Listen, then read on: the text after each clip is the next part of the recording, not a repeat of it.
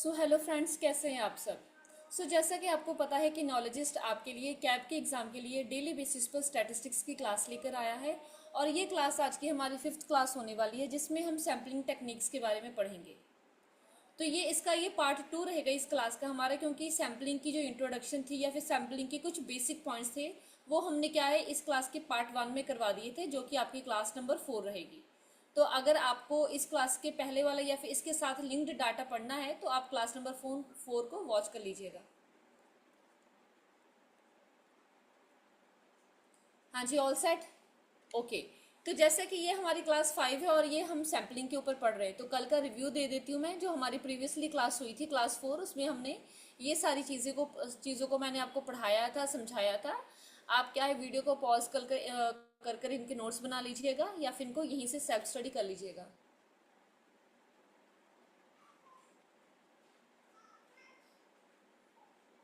Okay. तो यहाँ से हमने करना था, जैसे कि मैंने आपको एक स्टैंडर्ड एरर के बारे में बताया था कि स्टैंडर्ड एरर क्या होता है। इसकी एक्सप्लेनेशन के साथ ही इसकी एग्जांपल थी, और स्टैंडर्ड एरर हमें क्यों चाहिए वो चीज़ें मैंने आपको समझाई थी। तो ये उसका थ्योरी का पार्ट था। यहाँ पर मैं आपको एग्जाम्पल दे रही हूँ या फिर डायग्रामेटिक प्रेजेंटेशन दिखा रही हूँ स्टैंडर्ड एरर की। जैसे कि फिगर 2.1, ए और B will help you understand. ये ए वाला पार्ट है, अभी इसका बी वाला पार्ट भी आएगा। तो सबसे पहले क्या है ये देख लीजिए, इसमें क्या कहते हैं। इससे क्या है आपको सैम्पलिंग डिस्ट्रीब्यूशन के बारे में अच्छे से पता चलेगा। कह रहे कि यहाँ पर 3 पार्ट दिए गए हैं इस इलस्ट्रेशन के क्या है 3 पार्ट है। अगर आप खुद से देखें तो यहाँ से क्या है ये राइज वाला पार्ट है, ठीक है। यहाँ पर जाकर यहाँ तक मान लो, यहाँ पर आप मैच्योरिटी पर आ गए, देन उसके बाद क्या है डिक्लाइन हो रहा है। तो ये फर्स्ट पार्ट, सेकंड पार्ट और ये थर्ड पार्ट। तो कह रहे हैं यहाँ पर क्या है आपके पास इस इलस्ट्रेशन के 3 पार्ट्स हैं, ठीक है। यहाँ पर क्या है आपको पॉपुलेशन डिस्ट्रीब्यूशन के बारे में बताया गया है, पॉपुलेशन डिस्ट्रीब्यूशन, ठीक है। लोगों की गिनती के बारे में। अब ये जो आपके लिए पॉपुलेशन डिस्ट्रीब्यूशन है, आपके लिए पॉपुलेशन क्या है, कोई भी आपका डाटा हो सकता है। तो कह रहे हैं यहाँ पर क्या आपने मानना है कि ये जो पॉपुलेशन है ये क्या है सारी नॉन परफॉर्मिंग एसेट्स हैं किसी बड़े बैंक की। नॉन परफॉर्मिंग एसेट्स वो एसेट्स होती है जिनके ऊपर बैंकों ने या फिर हमने पैसा लगा तो दिया है लेकिन वो इन रिटर्न हमें कुछ नहीं दे रही हैं। तो ये क्या है नॉन परफॉर्मिंग एसेट्स हैं हमारे बैंक्स की। और ये जो डिस्ट्रीब्यूशन आपको दी गई हुई है ये क्या है नंबर ऑफ ईयर्स है जो ये एसेट्स हैं, ये इसको नॉन परफॉर्मिंग में आपने डाला था अपनी बैलेंस शीट में, ठीक है। The distribution of number of years has been mean M और U pronounced M U and standard deviation, ठीक है। तो यहाँ पर क्या है आपको बता दिया गया कि आपने नंबर ऑफ ईयर्स को एम लेना है, ठीक है। और जिसको क्या है आप क्या प्रोनाउंस करेंगे म्यू के साथ, एंड द स्टैंडर्ड डिवीजन लेंगे जिसको आप एस कहते हो या फिर इसको प्रोनाउंस करते हो सिग्मा के साथ। तो आपका ये म्यू होता है, ये क्या है आपका क्या है नंबर ऑफ ईयर्स है, और आगे क्या है आपके पास आपका एक स्टैंडर्ड डिवीएशन है जिसको आप सिग्मा से जानते हो। Okay clear. जस्ट मुझे 1 मिनट।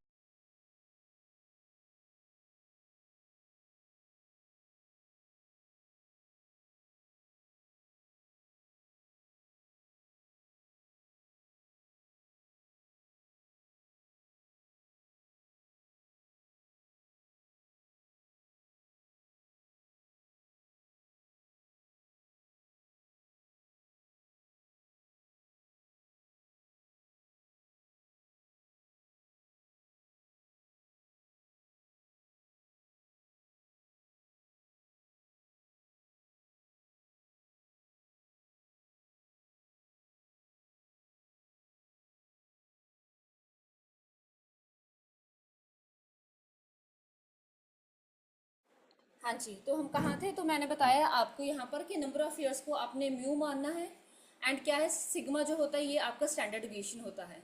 जैसे कि आप मानिए कि यहाँ पर क्या है आपके पास क्या है 10 नॉन परफॉर्मिंग एसेट्स एनपीएस का आपको दिया गया है डाटा, ठीक है।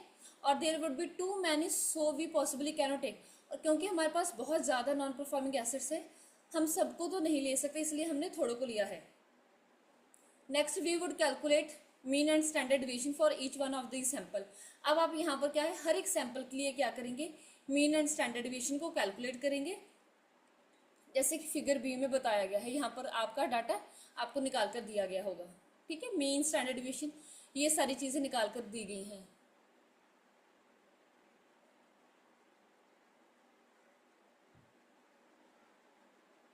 और यहाँ पर आपको क्या पता चलता है कि जो भी आपका सैंपल का मीन निकल कर आ रहा है हर एक इंडिविजुअल का, ठीक है, ये क्या है आपका सेम नहीं रहेगा आपकी पॉपुलेशन के मीन के साथ, ठीक है।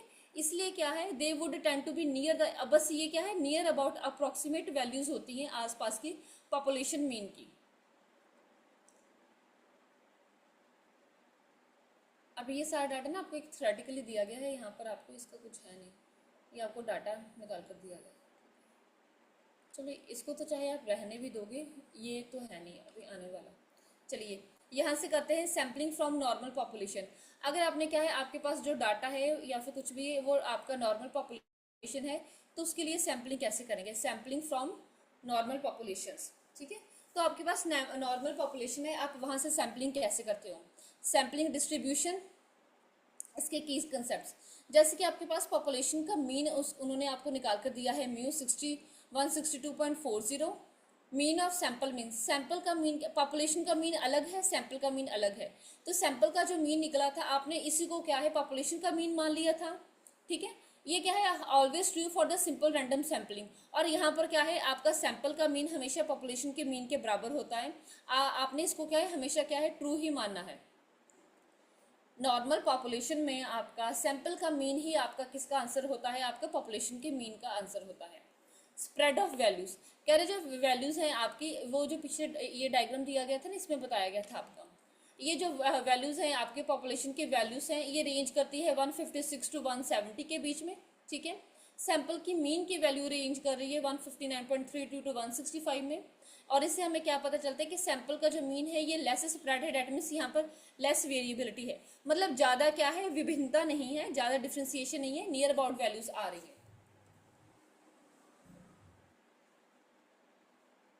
तो इसमें क्या है, इंपॉर्टेंट प्रॉपर्टीज क्या है कि अगर आपकी जो पॉपुलेशन है ये भी नॉर्मली डिस्ट्रीब्यूटेड होगी तो आपकी सैम्पलिंग का डिस्ट्रीब्यूशन भी नॉर्मल वाला ही होगा। और यहाँ पर जब क्या है, पॉपुलेशन और सैंपल, क्या पॉपुलेशन आपकी क्या होगी, नॉर्मल पॉपुलेशन होगी, तो यहाँ पर आपका मीन जो सैंपल का रहेगा और जो पॉपुलेशन का निकलेगा ये दोनों क्या है, सेम निकलेगा, इज इक्वल टू रहेगा। और आपको अगर स्टैंडर्ड डेविएशन निकालना है सैंपल मीन का या फिर स्टैंडर्ड एरर कह दो, इससे क्या निकलता है, पॉपुलेशन का स्टैंडर्ड डेविएशन निकालकर आपने सैंपल के साइज के साथ उसका अंडर रूट कर देना है। Okay clear? हाँ जी, आपको इतना पता चल गया, पॉपुलेशन का standard deviation divided with under root sample size.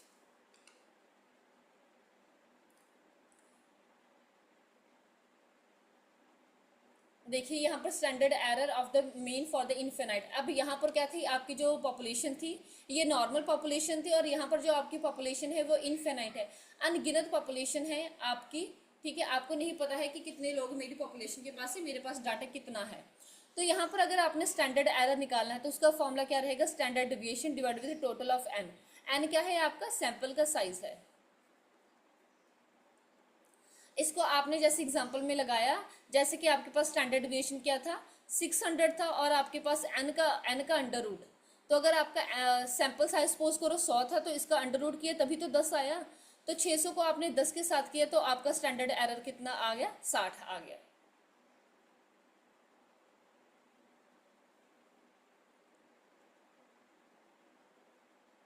Okay clear? अब ये तो आपका,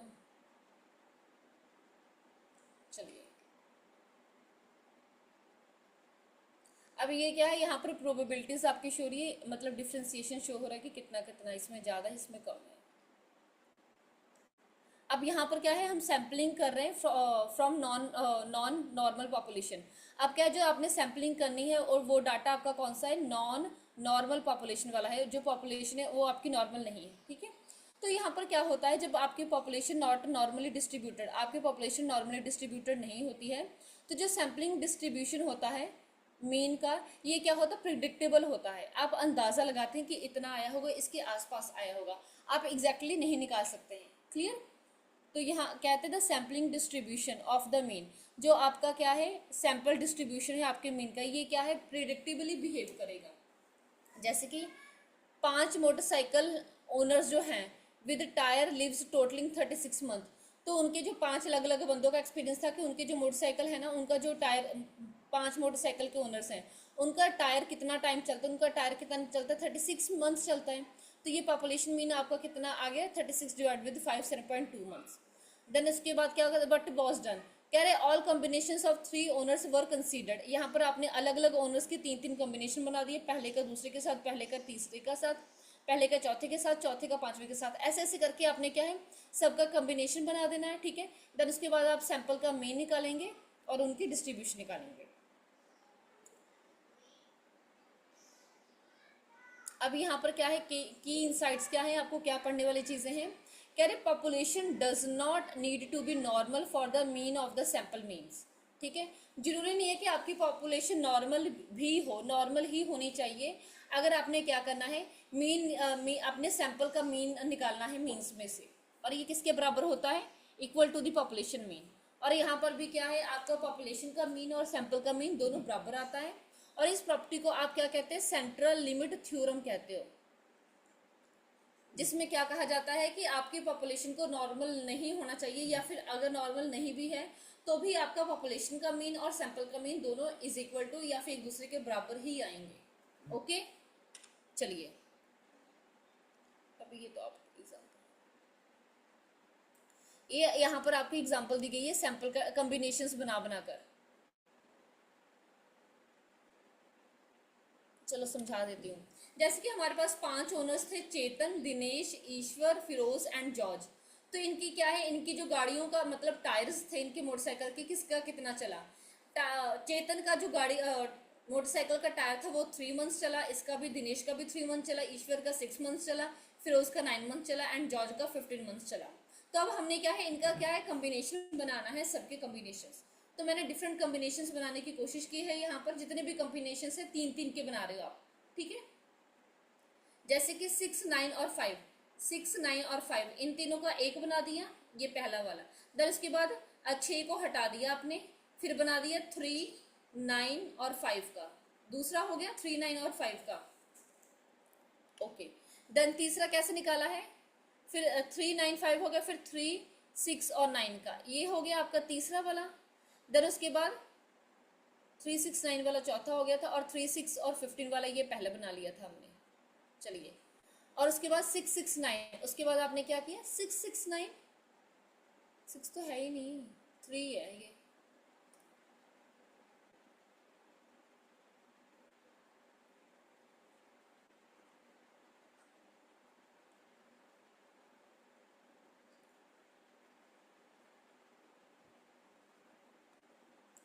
सिक्स प्लस 9, CFG, यहाँ पे लिखा है CFG, तो C ये रहा, F ये रहा और G ये रहा। तो यहाँ पर कुछ गलती हुई है CFG में, ये इसका है आई थिंक सो, हाँ 3, 6 और 9, F वाला फिर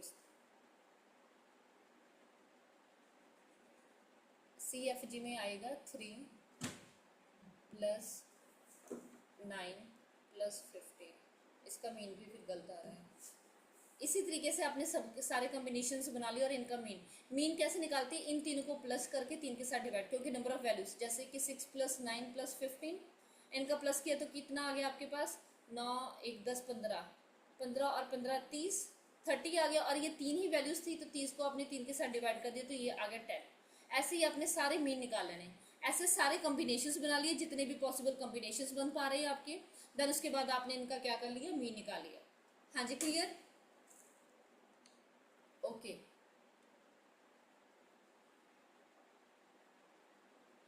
ये करने की जरूरत नहीं चाहिए।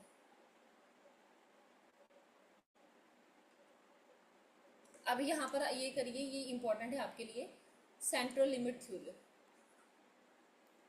इसमें सेंट्रल लिमिट थ्योरम में क्या कहा जा रहा है, कह रहे जो मीन है आपका, आपके सैंपल डिस्ट्रीब्यूशन का जो मीन है ये किसके बराबर रहेगा, ये पॉपुलेशन के मीन के बराबर है।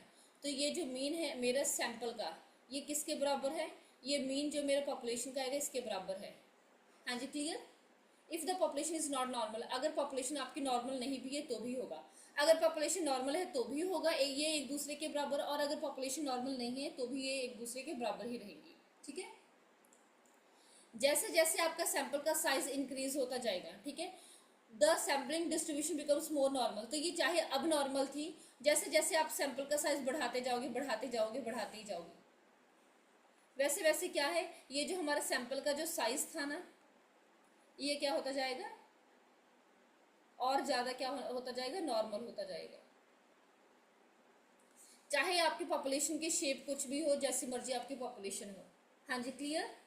ओके, तो यहाँ पहले मैंने ये स्लाइड में क्या, या फिर पहले की फॉर्म में क्या बताया कि चाहे आपकी पॉपुलेशन नॉर्मल हो और चाहे आपकी पॉपुलेशन अब नॉर्मल हो, आपका क्या कहते हैं, मीन जो पॉपुलेशन का आएगा और जो मीन आपका सैंपल का रहेगा, ये दोनों चीज़ें एक दूसरे के बराबर होती हैं। इन दोनों का जो मीन होता है एक दूसरे के बराबर होता है।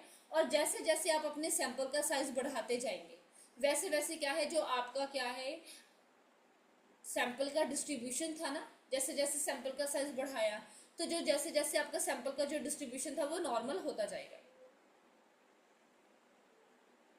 क्लियर।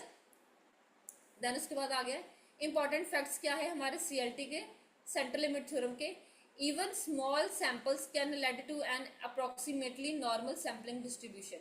इसमें क्या कहते हैं कि चाहे आपका सैंपल साइज छोटा क्यों ना हो, आपका जो आंसर आएगा वो क्या है, अप्रोक्सीमेटली नॉर्मल सैम्पलिंग डिस्ट्रीब्यूशन जैसे ही आएगा, ठीक है।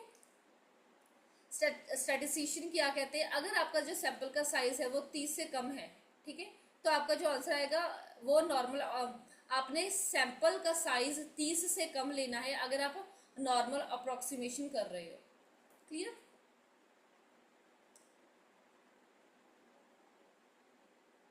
और ये जो आपकी सेंट्रल लिमिट थ्योरम है, ये क्या है, आपको इन्फ्रेंसेस मतलब अलग अलग चीज़ों को अज्यूम करना, इन्फ्रेंसेस आपको करने के लिए मतलब अलो करती है आपकी पॉपुलेशन में, without knowing its actual distribution. चाहे उनकी उसको डिस्ट्रीब्यूशन पता भी है नहीं भी पता, लेकिन वो अलो करती है कि आप इन्फ्रेंसेस कर सकते हो। अब हमारे लिए सीएलटी क्यों जरूरी है, कह रहे ये एक फंडामेंटल है, it is a fundamental to statistical inference. ये स्टैटिस्टिकल इन्फ्रेंस का क्या है, फंडामेंटल है। और ये क्या है, आपको क्या है, नॉर्मल डिस्ट्रीब्यूशन के जितने भी मेथड है उनको रियल वर्ल्ड में लगाने में आपकी मदद करता है। Okay, clear. चलिए,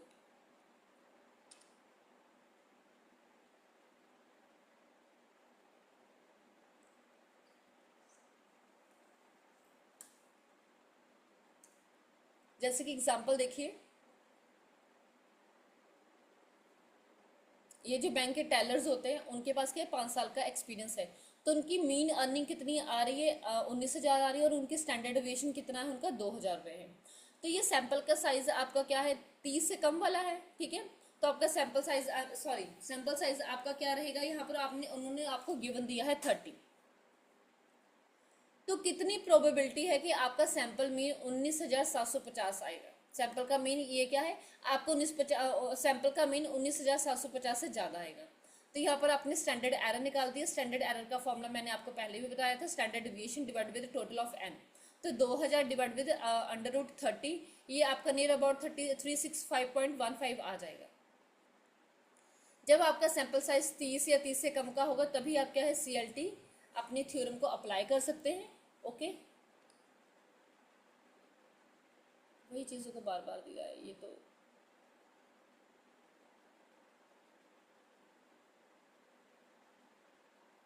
मुझे एक बार देख लेने दो इसमें आपका क्या था। ओके, चलो ये एक चीज़ पढ़ लीजिए आप, क्या है finite population multiplier. Finite population multiplier क्या होता है आपका, जैसे कि पॉपुलेशन फाइनाइट और इनफाइनाइट। फाइनाइट पॉपुलेशन का मतलब होता है एक ऐसी पॉपुलेशन जो क्या है, आपकी गिनती आप उनकी कर पा रहे हो, ठीक है। फाइनाइट पॉपुलेशन का मतलब जिसकी गिनती आप टोटलिंग कर सकते हो, गिना जा सकता है 1 से लेके 10 तक, 100 तक, ठीक है, 1 से 1,000 तक, कहीं तक भी क्या है आपका हो सकता है। और इनफाइनाइट पॉपुलेशन वो पॉपुलेशन होती है आपकी जो अनगिनत है, उसकी काउंटिंग करना इम्पॉसिबल हो जाता है, ठीक है।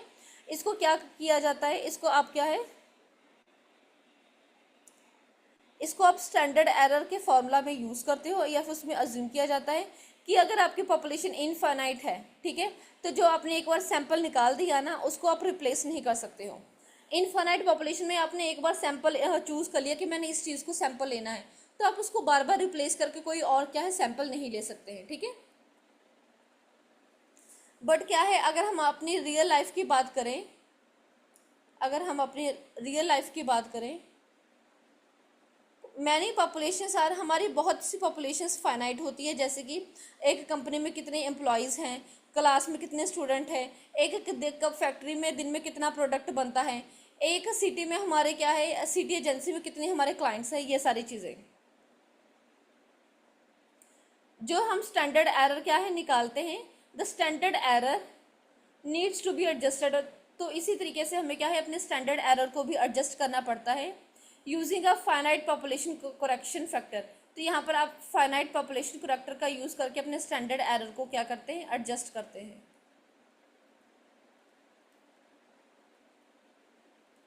हाँ जी, क्लियर। चलिए,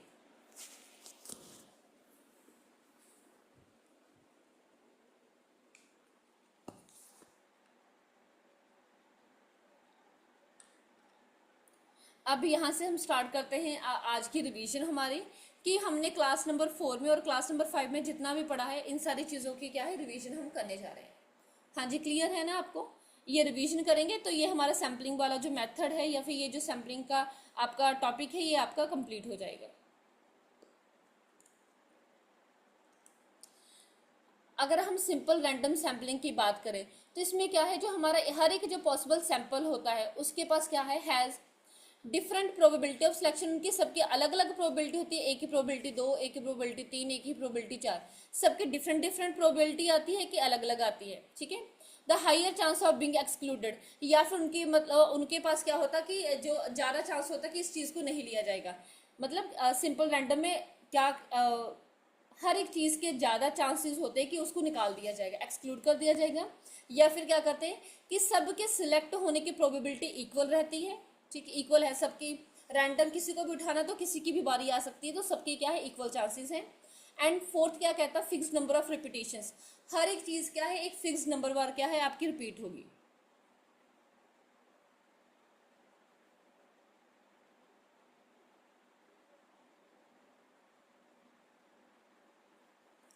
तो जैसे कि हमने पहले भी पढ़ा था कि सिंपल रैंडम सैम्पलिंग में हर एक चीज़ के आने के चांसेस इक्वल होते हैं, कोई भी चीज़ आ सकती है। तो इसका आंसर क्या रहेगा आपका, ऑप्शन नंबर सी। यहाँ पर क्या कहते हैं कि हमारी सिंपल रैंडम सैम्पलिंग में, जस्ट वेट,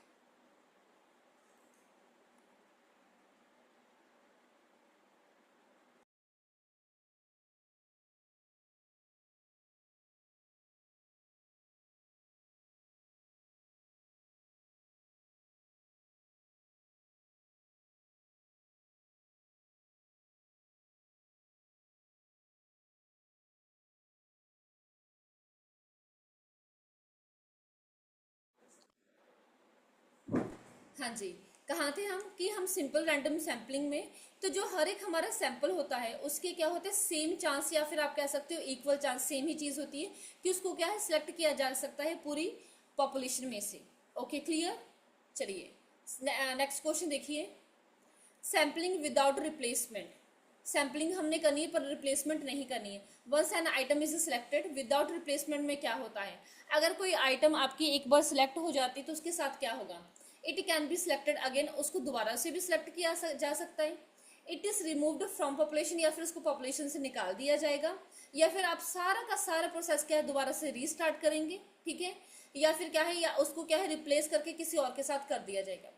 विदाउट रिप्लेसमेंट, पहली बात तो रिप्लेसमेंट इसमें हमने करनी ही नहीं, तो ये फोर्थ पॉइंट आपका आएगा ही नहीं। हमने पूरे प्रोसेस को दोबारा से स्टार्ट थोड़ा ना करना, रीस्टार्ट वाली तो कोई बात ही नहीं आएगी। दर उसके बाद क्या है, विदाउट, अगर एक बार उसको सिलेक्ट कर लिया तो हम दोबारा भी नहीं सिलेक्ट करेंगे ना, तो रिप्लेसमेंट हो जाएगी, एक चीज को पहले लिए फिर दोबारा ले लिया। तो इसका आंसर क्या आएगा आपका, ऑप्शन नंबर बी, कि अगर एक चीज एक बार सिलेक्ट हो जाती है तो उसको बाहर निकाल दिया जाता है, फिर बाकी वाली चीजों के ऊपर काम किया जाता है। तो option B is the correct answer. कह रहे हमारे सैम्पलिंग में क्या है, विदाउट रिप्लेसमेंट में वंस चूजन, अगर एक बार चीज को चुन लिया गया है तो उस आइटम को क्या है not put back into the population, उसको क्या है उसके बीच में दोबारा नहीं डाला जाता, उसको बाहर कर दिया जाता है, सो डैट क्या है उस चीज को हम दोबारा सिलेक्ट ना कर पाए, रीसिलेक्शन ना हो सके। हाँ जी, क्लियर। चलिए नेक्स्ट क्वेश्चन, हमारी जो स्ट्रेटिफाइड सैम्पलिंग थी जिसमें मैंने आपको बताया था कि स्टेटस बनते हैं, STRATA, स्टेटस। स्टेटस कैसे बनाते थे? किसी कॉमन फीचर को नजर में रखकर। The population is divided into, तो उस टाइम में क्या है, आप पॉपुलेशन को कैसे डिवाइड करते हैं?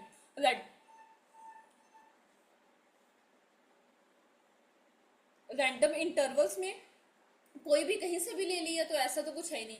अनइक्वल ब्लॉक, तो हमने सबको बराबर बराबर का लेना है, तो इसमें तो अनइक्वल वाली कोई चीज होती नहीं है, तो अनइक्वल इसमें नहीं आएगा। देन उसके बाद है होमोजीनियस ग्रुप्स। होमोजीनियस मतलब क्या है?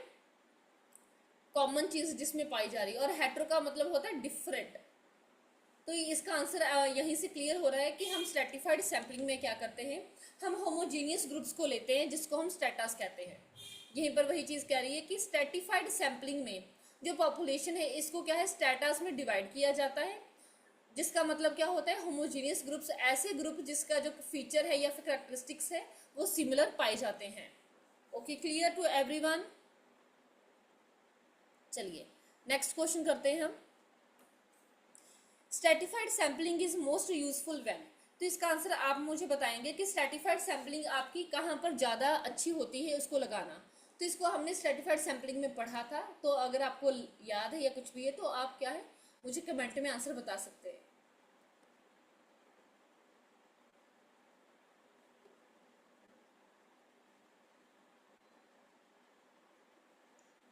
हाँ जी, स्ट्रेटिफाइड सैम्पलिंग में आपके लिए कब सबसे ज़्यादा यूजफुल होती है?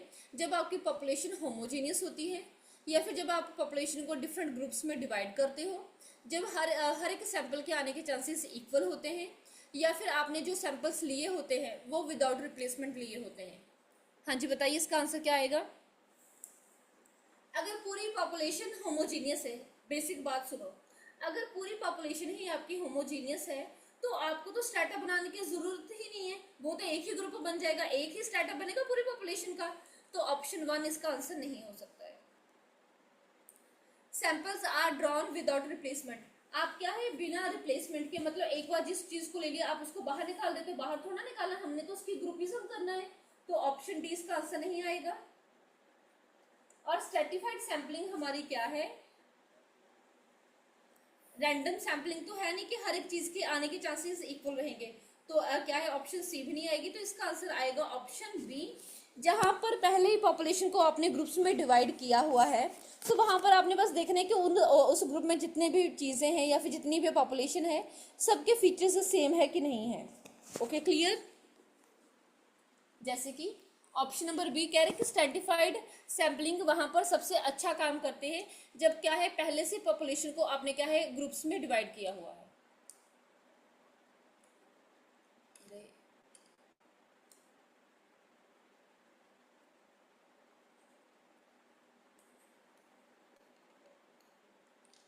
एक मिनट रुकना।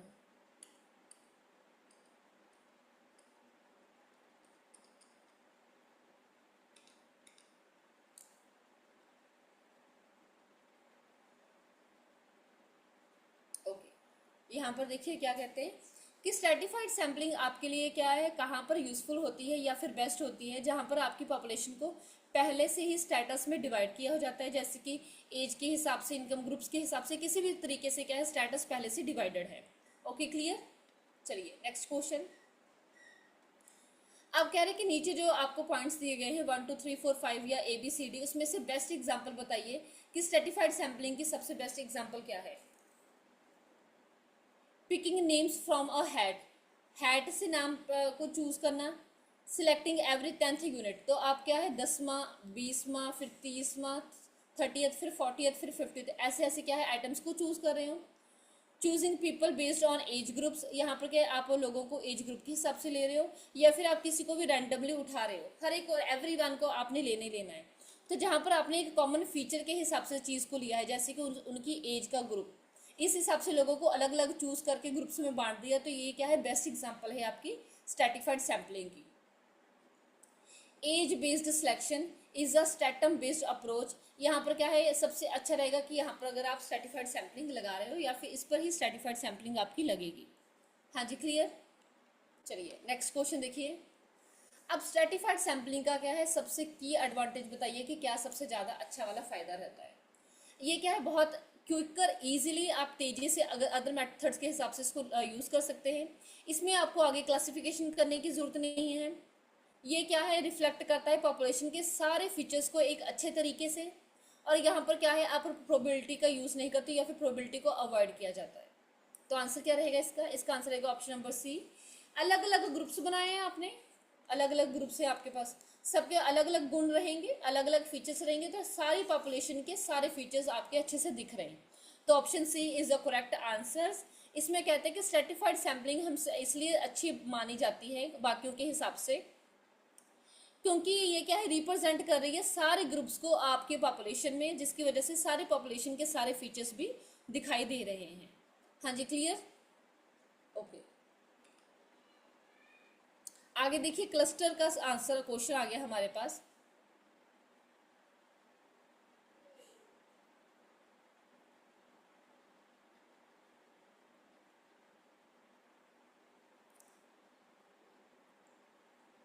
हाँ जी, क्लस्टर सैम्पलिंग में क्या होता है, कह रहे हैं सैम्पलिंग इज सिलेक्टेड बाय।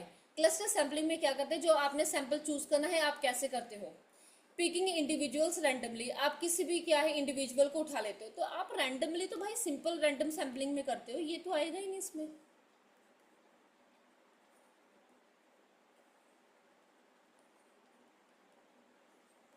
ये हो गया। आप सारे यूनिट्स जितने भी हैं सारी पॉपुलेशन को ले लेते हो, तो क्लस्टर तो बन ही रहे, ग्रुप्स तो बन ही रहे। आप क्या है, रैंडम ग्रुप्स को उठा रहे हो, जैसे कि एक एज का ले लिया क्राइटेरिया मैंने, 0 से 5 साल के लड़के, फिर ले लिया 10 से 12 साल वाले लड़कों का ग्रुप, फिर 12 से 15 साल वाले लड़कों का ग्रुप। आप क्या है, रैंडमली ग्रुप्स को उठा रहे हो, आप क्लस्टर्स को उठा रहे हो, सिलेक्ट कर रहे हो, ठीक है। या फिर आपने क्या, पहले पूरी पॉपुलेशन को एज के हिसाब से अलग अलग डिवाइड कर दिया।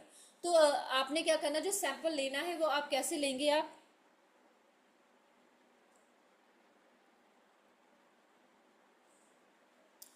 आपने क्या है, रैंडमली ग्रुप्स को उठाना है, क्लस्टर्स को उठाना है। वहां पर क्या है, जो स्ट्रेटिफाइड था आप सारे ग्रुप्स लेते थे, लेकिन क्लस्टर में क्या है, आप रैंडमली ग्रुप्स को लेते हो।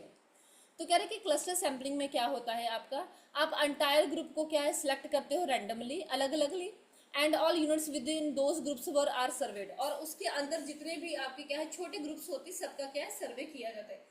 पूरे पॉपुलेशन में से किसी भी आप रैंडम ग्रुप को उठा लोगे, और लेकिन उस रैंडम ग्रुप के अंदर के जितने भी सब ग्रुप्स होते हैं या फिर यूनिट्स होते हैं, सबको क्या है डिटेल में आप क्या है उनका सर्वे करते हो। हाँ जी, क्लियर? चलिए नेक्स्ट क्वेश्चन देखिए। A major advantage of cluster sampling. Cluster sampling का आपको सबसे अच्छा वाला एडवांटेज या फिर बड़ा वाला एडवांटेज क्या है? ये आपको क्या है, सबसे ज्यादा अच्छे वाले एक्यूरेट रिजल्ट देता है, ट्रू देता है, true and fair. It is cheaper and more practical, और ये इसको क्या है इस्तेमाल करना थोड़ा सस्ता पड़ता है और प्रैक्टिकली ये चल सकता है। या फिर इसमें क्या है, आप ग्रुप बेस्ड सिलेक्शन नहीं करते हो, ये चीज अवॉइड की जाती है, इग्नोर किया जाता है कि इस ग्रुप को लेना इसको नहीं लेना, आप रैंडमली कोई भी उठा लेते हो, तो ये तो इसका प्लस पॉइंट है ही। या फिर इसमें क्या है, आप मल्टीपल सैम्पलिंग स्टेजेस करते हो, मतलब एक बार सैंपल ले लिया फिर दूसरी बार लेते हो अलग तरीके से, तीसरी बार, मतलब मल्टीपल सैम्पलिंग की स्टेजेस हैं आपकी यहाँ पर। तो इसका आंसर रहेगा ऑप्शन नंबर बी, कि चाहे इसमें क्या है आप अवॉइड करते हो कि मुझे ग्रुप बेस्ड सिलेक्शन ना करनी पड़े। ये कहाँ पर की जाती है, ये आपकी स्ट्रेटिफाइड सैम्पलिंग में की जाती है, नहीं आएगा ये।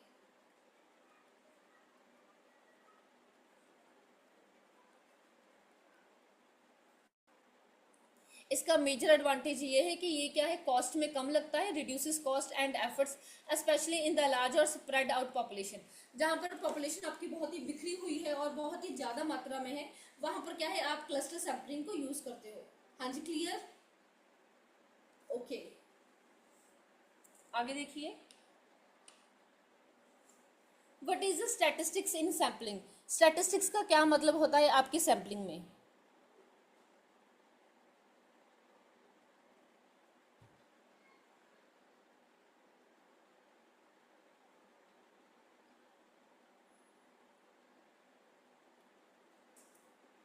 अ पॉपुलेशन पैरामीटर, स्टैटिस्टिक्स का मतलब आपकी पॉपुलेशन का पैरामीटर, या फिर एक क्वालिटेटिव मेजर, क्वालिटी मतलब कोई गुण बता रहा है, या फिर वो क्या है सैंपल का आपके मेजर होता है, या फिर क्या है स्टैटिस्टिक्स एक फिक्स्ड कोई वैल्यू रहती है। तो आप बताइए कि सैम्पलिंग में आपकी स्टैटिस्टिक्स का क्या मतलब होता है?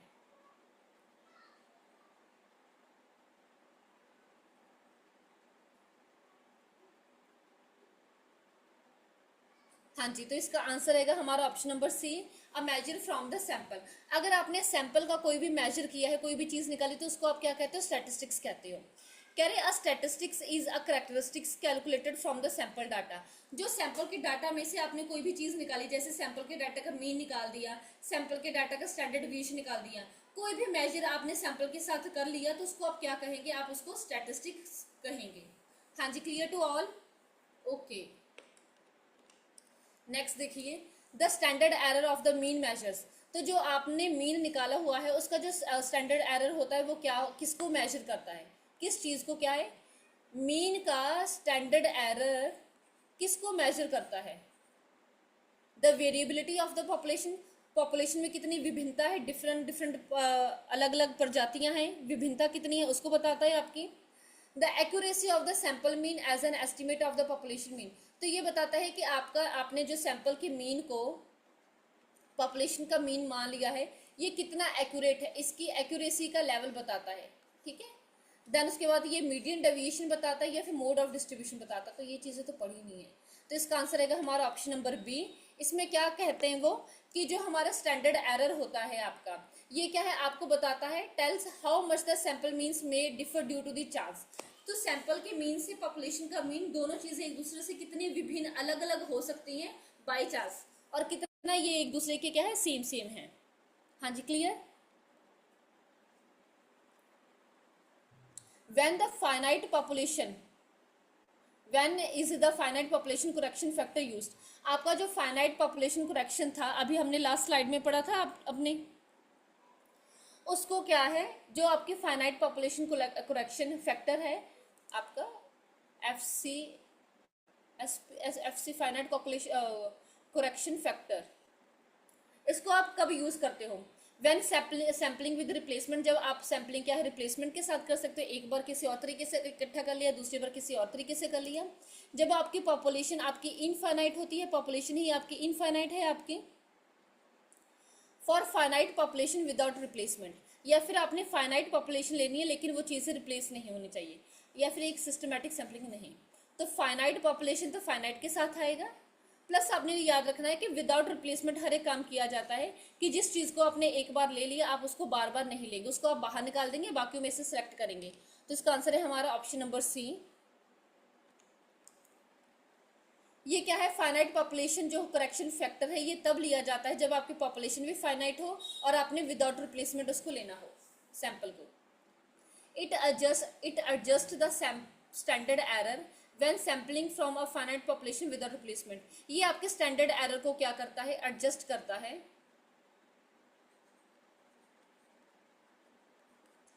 आप क्या कर रहे हैं यहाँ पर, ये आपके स्टैंडर्ड एरर को एडजस्ट कर रहा है जब आपकी पॉपुलेशन फाइनाइट है और ये विदाउट रिप्लेसमेंट वाली आपकी पॉपुलेशन है। हाँ जी, क्लियर, ओके। देन क्वेश्चन देखिए लास्ट हमारा, कह रहे रैंडम सैम्पलिंग में, रैंडम सैम्पलिंग मतलब कोई भी चीज़ कहीं से भी आपने ले ली, तो जो ये आपकी रैंडम सैम्पलिंग होती है, the use of random number tables ensures. जब आप रैंडम टेबल नंबर्स का यूज करते हो, ये आपको क्या बताता है या फिर किस चीज़ की एंश्योरिटी देता है, मैनुअल बायस। इसमें क्या है, आप क्या है, जो बंदा इसको इकट्ठा कर रहा है वो मैनुअल बायस कर सकता है। Equal chance for each unit, हर एक यूनिट के आने के चांसेस सेम रहते हैं, या फिर जो सैम्पलिंग करते हो आप रिप्लेसमेंट के साथ करते हो, एंड या फिर क्लस्टर्ड सिलेक्शन, क्लस्टर बना के सिलेक्शन करते हो। तो रैंडम सैम्पलिंग का सबसे पॉजिटिव पॉइंट क्या होता है कि यहाँ पर हर एक चीज़ के आने के जो चांसेस है वो इक्वल होते हैं। तो इसका आंसर आएगा आपका option number B. Random number जो टेबल होता है वो क्या है, अलो करता है कि जो हर एक यूनिट है उसके क्या है, इक्वली चांस रहे और प्रोबेबिलिटी रहे कि उसको क्या है, सिलेक्ट किया जा सकता है। हाँ जी, क्लियर, ओके।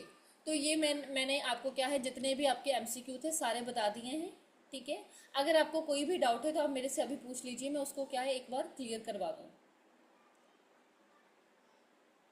चलिए, तो एक बार मैं आपको थोड़ा सा रिवाइज करवा देती हूँ कि क्या करवाया था। यहाँ पर मैंने आपको ऑब्जेक्टिव्स बताए थे कि अगर आपको सैम्पलिंग करना पता लग जाएगा और सैम्पलिंग की आपको टेक्निक्स यूज़ करनी पता चल जाएगी, तो आपके कौन से ऑब्जेक्टिव्स फुलफिल हो जाएंगे। जैसे कि आपने पॉपुलेशन में से कैसे आपने क्या है सैंपल को ड्रॉन करना है, निकालना है, वो पता चल जाएगा। आपने कैसे सैंपल को एक्यूरेटली रिप्रेजेंट करना है, ऐसा सैंपल कैसे आप ले सकेंगे जिससे आपका क्या है, पूरी पॉपुलेशन आपकी रिप्रेजेंट हो जाएगी। आपको सैम्पलिंग डिस्ट्रीब्यूशन के बारे में जानकारी मिल जाएगी। आपको कॉस्ट वर्सेस एक्यूरेसी, जितनी मैं कॉस्ट लगा रही हूँ उतना मुझे क्या है एक्यूरेसी मिल रही है कि नहीं मिल रही है वो पता चल जाएगा। आपको आप क्या है एक्सपेरिमेंटल डिज़ाइन को और सैम्पलिंग के प्रोसीजर को करना जान जाएंगे। आप एनालाइज और इंटरप्रेट कर पाएंगे सैंपल के डाटा को। एंड आप हाइपोथेसिस को क्या है 1 सैंपल टेस्टिंग में और 2 सैंपल टेस्टिंग में दोनों में लगा सकते हैं। ये भी मैंने आपको बता दिया था। अब यहाँ पर क्या है आपकी इंट्रोडक्शन है आपकी, जहाँ पर क्या कहा जा रहा है, स्टैटिस्टिक्स आपको क्या है मदद करेगा अपने रिस्क को रिड्यूस करने वाला, और आपके क्या है डिसीजन मेकिंग को इम्प्रूव करेगा कि आपने अपने बिजनेस के लिए और फाइनेंस के लिए सही वाले डिसीजंस लेने हैं। सैम्पलिंग आपका क्या करता है, समय और टाइम समय और पैसा दोनों बचाता है इन कंपैरिजन अगर आप क्या है पूरे पॉपुलेशन की स्टडी करते हो। हाँ जी, क्लियर। पॉपुलेशन में जो डाटा होता है वो बहुत ही ज़्यादा बड़ी मात्रा का होता है, लार्ज डाटा का साइज होता है। तो आप क्या करेंगे, फुल डाटा का एनालिसिस तो नहीं कर सकते, ये इम्प्रैक्टिबल है, करना ही असंभव हो जाता है। इसलिए क्या है आप सैम्पलिंग की स्टडी करते हो। और अगर आपने क्या है सैंपल एक अच्छा सा चूज किया होगा तो वो क्या है रिफ्लेक्ट करेगा आपकी पूरी पॉपुलेशन के सारे फीचर्स को। हाँ जी, क्लियर। ये एग्जांपल दे दी सैम्पलिंग की आपको। पॉपुलेशन क्या होता है, कंप्लीट ग्रुप होता है, जबकि जो सैंपल होता है वो उसका एक छोटा सा टुकड़ा, एक सबसेट होता है। जो आपके डिस्क्रिप्टिव मेजर्स होते हैं जैसे कि mean, median, mode, standard deviations, इनका यूज किया जाता है। ठीक है, ये क्या सैंपल के बेस्ड के ऊपर करते हैं। तो स्टैटिस्टिक्स कब निकलता है, जब आप सैंपल के बारे में करते हो, और आपका पैरामीटर तब निकलता है जब आप क्या है पॉपुलेशन के साथ उसको करते हो। हाँ जी, क्लियर इतना। ओके, अब यहाँ पर आपको क्या है सैम्पलिंग की टाइप्स बता दी गई हैं। सैम्पलिंग का क्या मतलब होता है कि आपने क्या है एक रिस्पोंडेंट को, किसी भी रिस्पोंडेंट को जो वो आपको जवाब देगा उसको आपने सेलेक्ट करना है पूरी पॉपुलेशन में से। देन उसमें क्या है सैम्पलिंग के जो यूनिट्स है ये क्या होते हैं, इंडिविजुअल एलिमेंट्स होते हैं जिसकी आप स्टडी करते हो।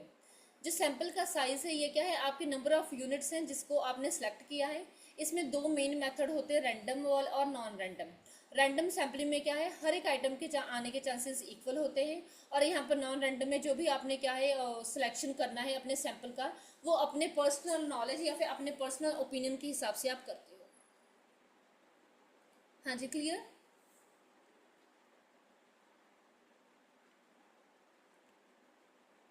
देन उसके बाद आता है जजमेंट सैम्पलिंग की एग्जांपल्स।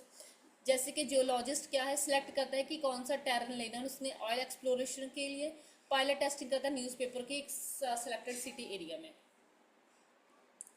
जजमेंट सैम्पलिंग करना इजी तो है, कन्वीनियंट तो है, लेकिन इसमें क्या है स्टैटिस्टिकल एक्यूरेसी की कमी होती है। रैंडम सैम्पलिंग क्या है आपको क्या अलाउ करता है कि आप हर एक चीज़ को अच्छे से रिप्रेजेंट कर पाए और इनका क्या है एनालिसिस कर पाए। और अगर क्या है आप क्या है अपने आराम को, कन्वीनियंस को चूज करेंगे इन कंपैरिजन टू रिप्रेजेंटेटिवनेस, इससे क्या जो रिजल्ट आएंगे वो इनएक्यूरेट आएंगे। ये एग्जांपल दी गई है, आप इसको 1 मिनट लगा के एग्जांपल देख लीजिए।